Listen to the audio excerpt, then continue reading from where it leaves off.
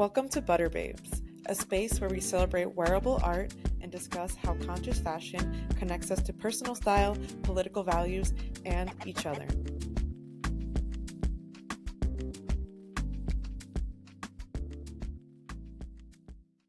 All right. Hey guys, welcome to Butter Babes. I'm here with Che.thelabel to talk Hi. about her brand today. So why don't you introduce yourself and share a little bit about what inspired you to start making clothing? Yeah, my name's Brontë. I've been sewing for quite a while. I was always thrifting, so I wanted to make clothes fit me a bit better. I took a few very introductory sewing classes when I was maybe 12 or so.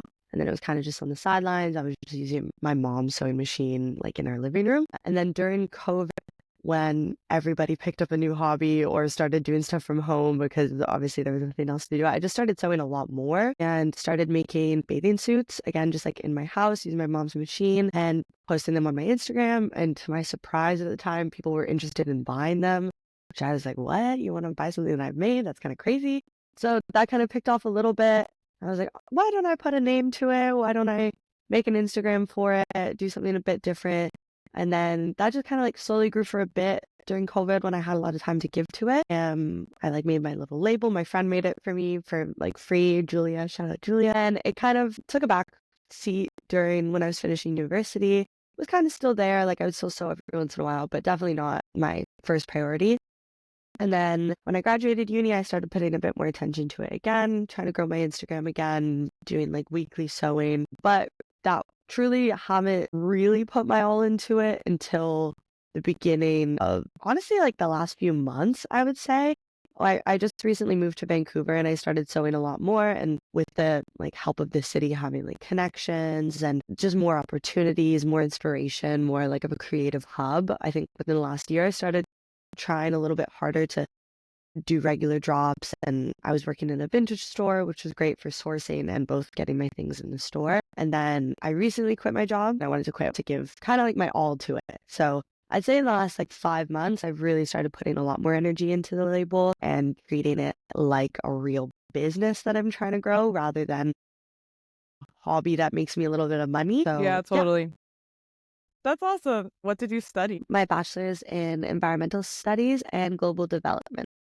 Girl, that's perfect for Yeah. your label. Cool. So does any part of your background or your culture influence your the work that you do? I'd say in terms of background, I was always thrifting with my mom. So we were just always thrifting a lot, and that just kind of meant having to alter your clothes a little bit. So I always grew up around that, and I always just really, really, really loved clothes and being creative with them. And when I was younger, I always wanted to be a designer. Well, speaking of thrifting, making your own clothes is often a resistance to fast fashion. How do you see your work contributing to anti-capitalist and sustainable movements? I'd say since I've always been thrifting, but a lot of times you could be really into thrifting without doing it purposefully to combat other things. I like finding unique things. It's cheaper, and that could be enough of a reason. The last 3 years that I've been working in a vintage store and managing that really deepened my understanding of fast fashion and all of the negative effects of that, which in turn also inspired me more to have meaning behind my label and seeing that as a drive for greater good.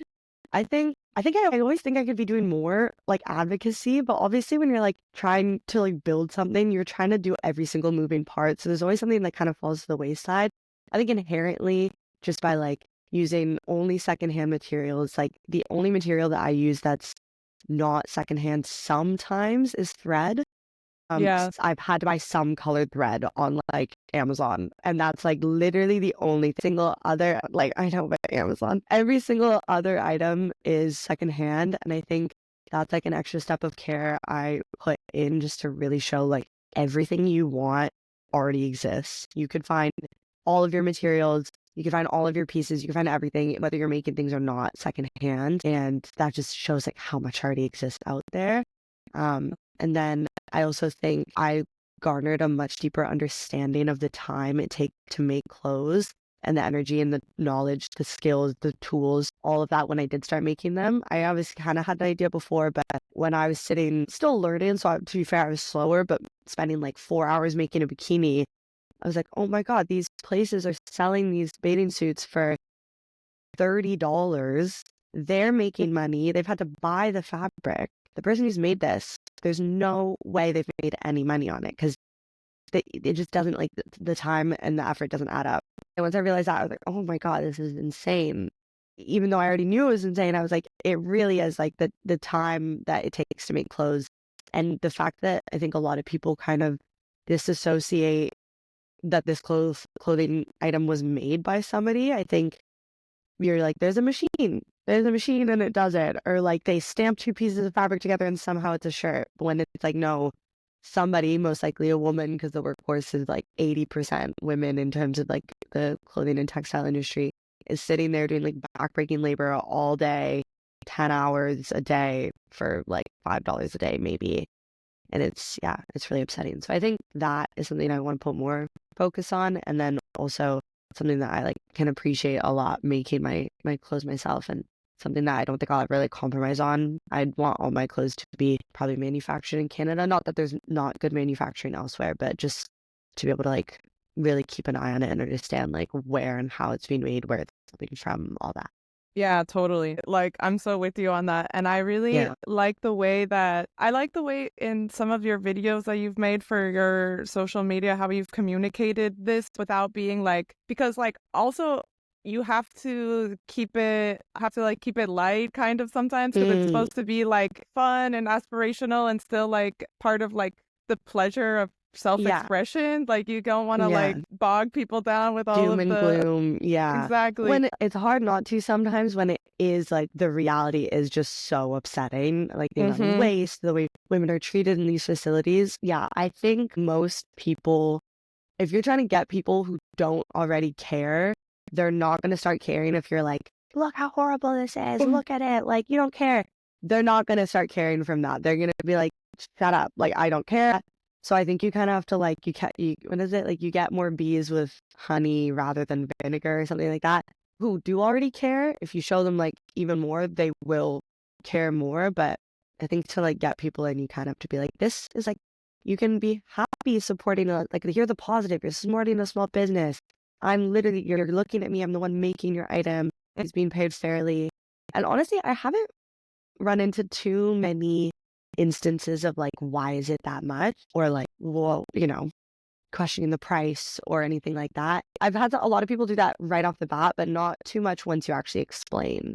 Like, sometimes we'll be like, what? It's a t-shirt. And I'm like, well, I made it and it took an hour from start to finish. And they're like, oh, okay, that's fair. I'm like, yeah. And I think that goes to show like how well you communicate the value through your communications. And like, also, I think it's cool that you give people the chance to like, because I know like in this like world of like making, I don't like to use the word handmade because all clothes are handmade. I know. I was just thinking that the other day. I was like, I almost want to stop writing handmade, but then I feel like people don't know that. Yeah, I feel you on that. That's such a good point. We need to find a better word. Then you maybe think that it isn't handmade. So it's like almost like when you don't use it, people are thinking it's the opposite. And often like companies like fast fashion aren't using it. So maybe it's like, oh, it's like made by a machine.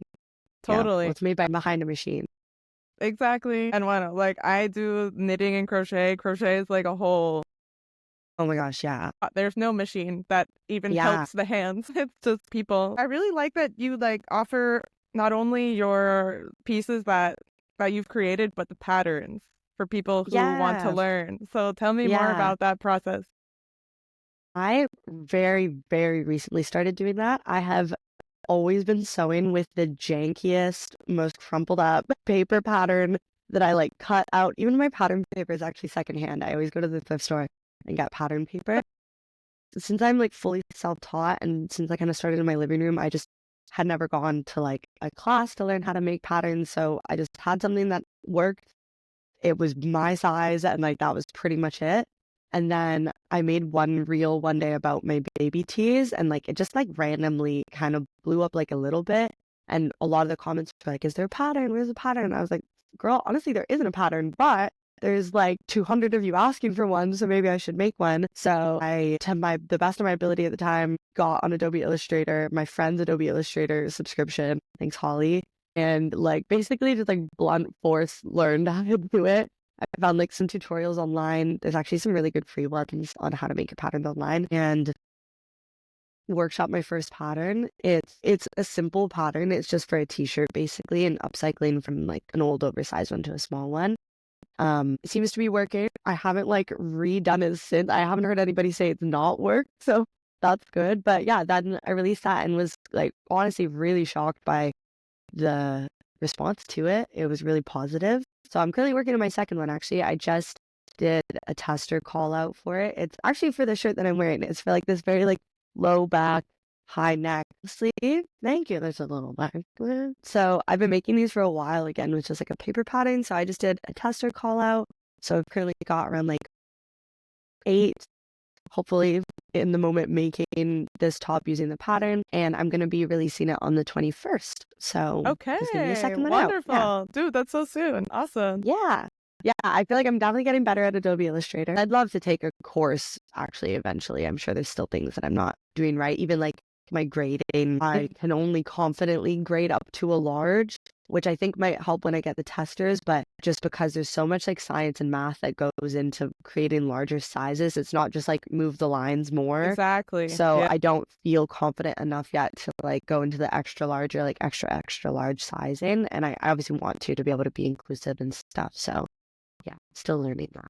Yeah, I know. That's like the most, like, I mean, we get into these hobbies and then we're like, wait, I have to do fucking math? Like, what the Yeah, like I'm like, hell? this is actually, I'm like, feel like I'm fucking on Tech Whiz or something right now. Like when my husband like walk in and see me like hunched over my computer trying to like move dot points in AI, they're like, Yeah. whoa, what are you doing? I'm like, I don't even know. I'm like building, like, yeah, Yeah, like get me in building, NASA, working. y'all. Like, Yeah, yeah. cool. So, I want to talk about community building, like either online or in person too, and like ways that you've been able to do that with your work. Cool. Yeah. I think I would definitely like to grow more of an in-person community, and I think that's kind of harder. I guess it depends on where you are.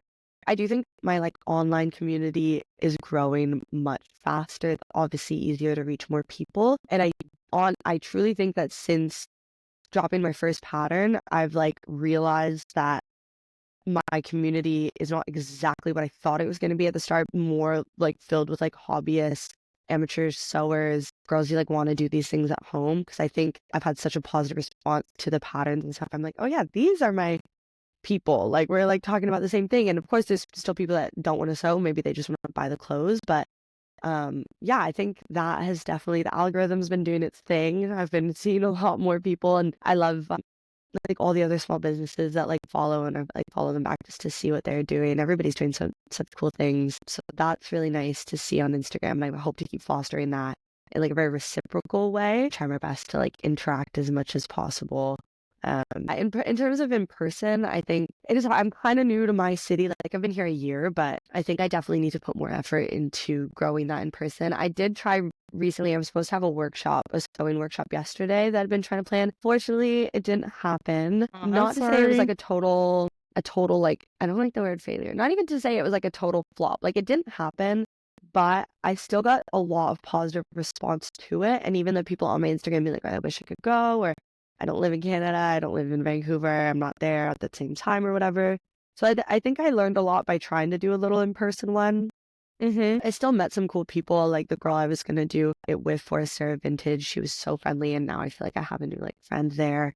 But yeah, it's definitely hard in person because also like if it doesn't work, it's happening right in front of your face. Like it's not like on Instagram where like that video flopped, whatever. I'm turning off my phone. I'm gonna go talk to my friends. Like Yeah, this is like I am out putting like posters on walls, like talking to people. I'm like looking at the tickets. It's happening like right here, and I can't just like turn it off the way I would Instagram. So it's a yeah. bit harder, but that doesn't mean I'm gonna like stop necessarily. I did actually ended up doing like a different thing yesterday. I did a little mending station at a clothing swap, and that was nice Oh, that's so regardless. And that went cool. well. That's like Yeah, an I'm awesome really idea. thankful there was something else going on. I was like, I feel like I need to do something or else I'm gonna be sad that everything isn't Yeah, no, happening. and dude, you never know. Like you are planting the seeds. Like you never know, and Exactly. you like prepared for it, and so like you're Yeah. ready Now for I when feel it's like I time. can like, yeah, I think honestly, I'm not like deading the idea. I definitely want to do it. Was for a workshop, basically like to use my t-shirt pattern because I think it's a really, really easy beginner pattern and Mm-hmm. just teach whoever how to like turn your tee from this to this. Because I think if you were looking at a sewing pattern and you didn't know how to sew, it'd be like, what is like going on here? Yeah. So I wanted to do that. I think I'm going to do it online instead. Just so more people can join, do some sort of like live workshop where it's like on Zoom, people can like ask questions and then they just do it at home at the same time. So I think I'm going to try to do that instead. I love that. We'll see. What advice would you give to people that want to make their wardrobe more sustainable? I would say that you have to be able to like delay your gratification a little bit. If you have a really hard time with that and you're like really in like, I want this, I get it kind of mentality, you're not going to be able to. But I think that's just something we all have to do is like understand that to make your wardrobe more sustainable in like the environmental side, but then also sustainable in like you're getting pieces that are functional, you love, fit you well, last a long time, and work with other things in your closet. It just makes sense to think about what's going in it for longer periods of time. If Right. you like can think about something that you want and maybe it takes like a month before you get it, you're like, I want these boots or I want this dress, and you have to think about it for a month. If you still want it by the end of that month, you're like, it's probably going to work quite well in my closet. I probably really want it. And then it's going to last way longer than if you are like, I want this dress, like look up Yeah. Temu or something and then buy it for an amount of money that you don't even care about, like you feel is disposable, then obviously that garment is going to feel disposable to you. So I'd say trying to like have some, not self-regulation, not self-control, because that sounds intense, like have some No, self-control. but But you like know what I mean? Like, reflection on your yeah, about your desires. Yeah. choices. Yeah, like Yeah. put like importance on the choices of what's going into your wardrobe. And then obviously buying secondhand. I honestly think almost anything you want exists secondhand. And I know not everybody maybe has like the time to go thrifting. It does take a little longer. And maybe people don't have like a good store near them. But there's also so much online now. Like there's so many secondhand options online. And it might not be cheaper than like Shein and Temu, but it can be way better quality. Like I said, if you care about it more and you wear it more, the cost per item might actually be way higher than it would be if you got a dress that was really cheaply made. Also, like bad for you, like polyester and all that, like can be like, it's like a poor, like the material is bad, it's bad for you. I mean, getting a bit more into like materials and how they like affect the body and stuff. I still have a lot to Oh, learn and stuff, but I was cool. reading about like the different frequencies of different like Yeah. materials and stuff. Uh-huh. I don't even want to like talk about it too much because I feel like I don't know enough to like sound like I know what I'm talking about yet, but there's really interesting research on like the frequencies of polyester versus like cotton, linen, all that, and how that affects your body. Totally. So Yeah, no, I yeah, don't know that much about it either, but I'm like I studied science too. I studied bio, so I'm like, cool. I'm really interested in like Yeah, it's how so our bodies interesting. interact with our clothing and like Yeah. I mean, I think that a really cool trend that it's gonna be happening in the next like 20 years and beyond is like healthy clothing and like Mm. kind of like bio integrated clothing. And Mm. I mean, you can already see it, like people who like, those like toe shoes, like those are gonna Yeah. be hot, man, because they're Yeah, yeah, healthy yeah, shoes. yeah. Yeah, I think I agree. I think so too. And I think the same way people I think are like, I mean, everything like swings in a pendulum, right? Like I feel like it, 2, 3, 4, 5 years ago, it was like insane. The micro trend cycle was crazy. There was so much shopping online. Everything. I feel like Shein like blew up that year. Like everybody was buying so much of that stuff. And I don't know if it's like my own bubble that I'm in. I would like to think it's kind of like swung a bit more to the middle. People have like kind of calmed down a bit, maybe started thinking a bit more about their clothes in like a conscious manner. And then like if you're following that, like hopefully it kind of swings to the other side and then we start getting like a lot more widespread thought about like what am I wearing? Where did it come from? How long is it going to last me? I'd say like Totally. asking yourself questions about the piece is like the best way to ensure that it is going to be sustainable. Because like if you just ask yourself like 5 questions about it and all of them are bad answers, like maybe you shouldn't get that piece, you know? Yeah, I know. Do you think it like has made you extremely more picky about fit, like personally? You're like, I do not fuck with stuff that doesn't fit. Yeah, because people do, Yeah, and I I'm like, think what? so. I think also, yeah, I think when I started realizing how much like better your outfit looked and how much more expensive it looks when it actually fits you, like I think fit and also wearing the right colors for your palette can make Mm-hmm. like a very boring outfit look very chic, very expensive. So like you could be wearing like a plain ass white t-shirt or like whatever and a good fitting pair of jeans that you've like searched for, found like real denim, fits you right. It's so perfect. And then the same thing if it's like a poorly made shirt and a bad pair of jeans, like, so I think fit's super important. Yeah, I am really into like fashion and styling and all that too. I would love to get more into that and be able to do like styling packages or things like that. And work was like I just really love that like industry. So or even like kind of like helping people transition their wardrobe into something more sustainable, into something that like serves them in a way that they want. Because I think most people don't want a closet that is like overflowing with shit that they don't wear. Like, regardless of how much they want to be shopping, they don't want their closet to just be like filled with like a wall of stuff that they have to like look past because they don't even want, or they don't even like, or they don't even like relate to Totally. anymore. So I think people like want a sustainable closet. They might just not know how to get there. So I'd be really cool to help people get there, both in like figuring out what actually like works for them, learning more about like the health of fabrics and stuff like that, when people like know where to source these things, because maybe it is a bit of a barrier to entry. I know a lot of people feel overwhelmed with like thrifting and stuff because there may be like too much option and stuff. How do you think that making clothing has influenced your own personal style? I think it's helped me narrow in on like exactly what I want a lot more. Um, Especially if I am trying to like avoid buying things that I might want but like can't find, or I can only find like unsustainable options. I get to like just make it myself. And then also I get to scratch that itch sometimes where it's like I want it right now. So I can like just make it within the next few days. I think just the whole idea that you're thinking more about every single item, because obviously if you're making it, you better like it. Like you're spending hours like sourcing the fabric, cutting it out, making it, like that's gonna make, although I have had some that I've finished and I'm like, I don't even like this anymore. Yeah, Like, dude, that why did happens I to me just do all the that? time with like Yeah. my crochet and knit pieces. I'm like, wait, this is like, I like these colors to look at. I don't like them on me. Yeah. Yeah. And crochet takes even like that takes so long. I don't know how to crochet or knit, but I really do want to learn, but I can appreciate how long that takes. Yeah, it's just like you gotta be excited about those colors. What are some designers or creators that inspire you? I've been starting to follow a lot more women who do like pattern making and stuff. A few really cool. I get really inspired by like knitwear designers, even though I don't work with knits, but I just love how much like creative freedom they have in terms of like color mixing and texture mixing. I think Mm-hmm. that's so beautiful. Like there's this one brand, Le Pole. They make insane I knitwear. Oh know my God, them. it's Yeah, yeah, like I know. so it just looks so luxurious and like perfect. Quickly, also this small brand designer in the UK, Molly O'Haran Knitwear, does really nice limited drops, and everything's made in their studio in the UK. They make really nice stuff.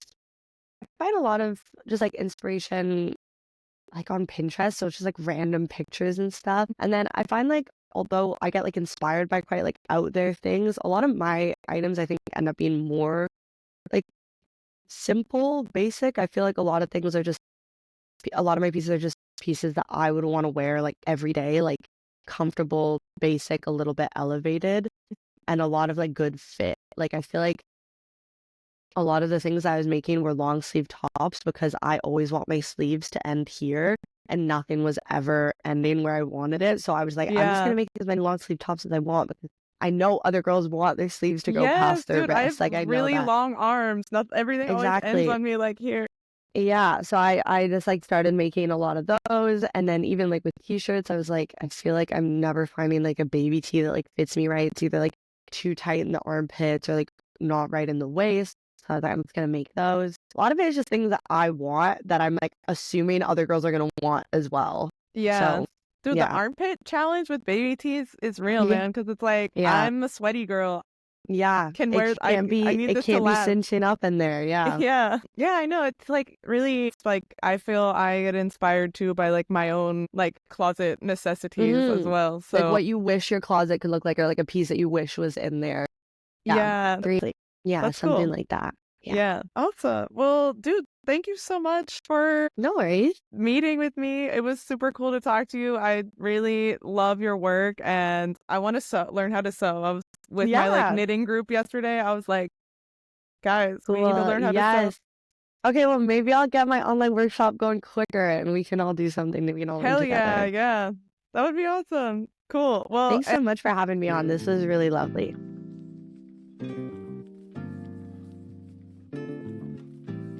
I like this one.